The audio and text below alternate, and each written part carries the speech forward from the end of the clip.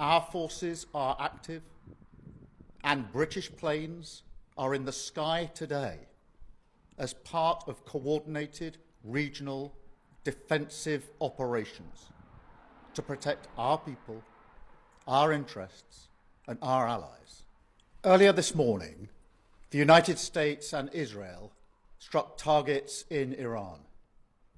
Iran has since launched indiscriminate strikes across the region. I know the British people and communities across our country will be deeply concerned about what this means for security and stability and for the fate of innocent people across the region, which for so many of us includes friends and family members. So whilst the situation is evolving very quickly, I want to set out our response. The United Kingdom played no role in these strikes, but we have long been clear. The regime in Iran is utterly abhorrent. They have murdered thousands of their own people, brutally crushed dissent, and sought to destabilize the region. Even in the United Kingdom, the Iranian regime poses a direct threat to dissidents and to the Jewish community. Over the last year alone, they have backed more than 20 potentially lethal attacks on UK soil. When America bombed Iran a few hours ago, they attacked schools, guys. Schools, a repeat of a behavior. Why are you attacking schools? Children died, by the way, if you didn't know. So this retaliation of them getting the US bases, I'll be honest, it doesn't even balance what the US did and Israel. It doesn't even balance it. Doesn't even justify it. In all honesty, them hitting air bases doesn't even balance the level field of kids getting unalive today. Remember, these poor little kids just woke up this morning. They got ready to go to school. They didn't expect to meet their end today. And why?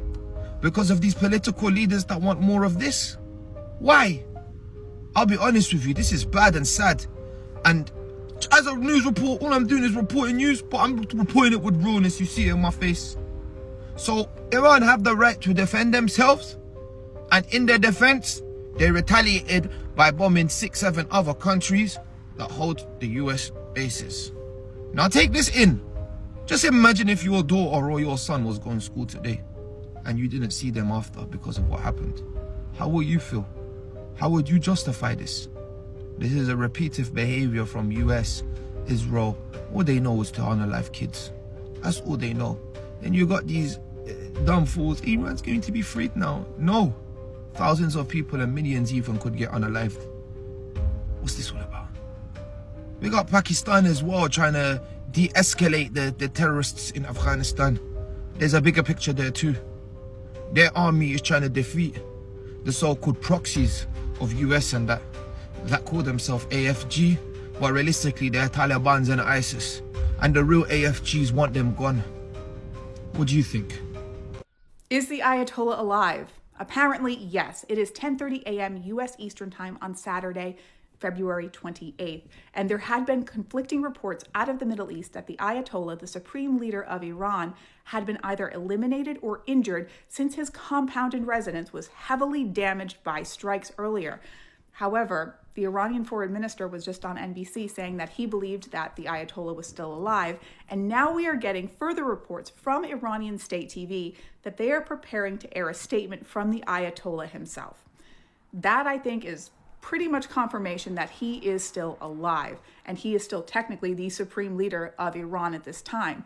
While his compound was heavily damaged, if not destroyed, it would be incredibly strange to me if he were still there.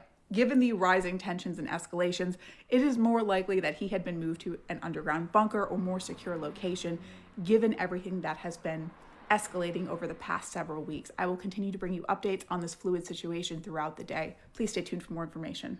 If you're waking up to this, yes, the United States is at war with Iran, and that's the bad news. The good news is this is going to end the Trump presidency.